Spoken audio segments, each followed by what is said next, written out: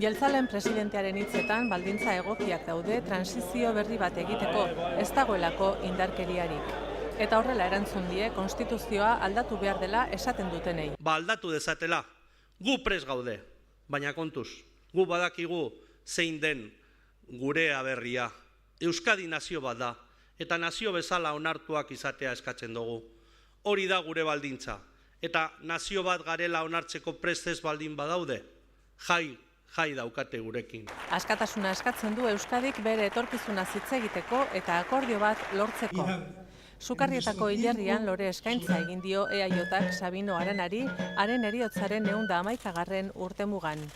Lehendakariaren, sailburuen eta alderdiko ordezkari instituzionalen aurrean, Ortuzarrek onartu du ez dela garai erraza politikan jarduteko, baina bereizi egin ditu Euskadiko eta Espainiako egoerak. Euskadi ez da Espainia.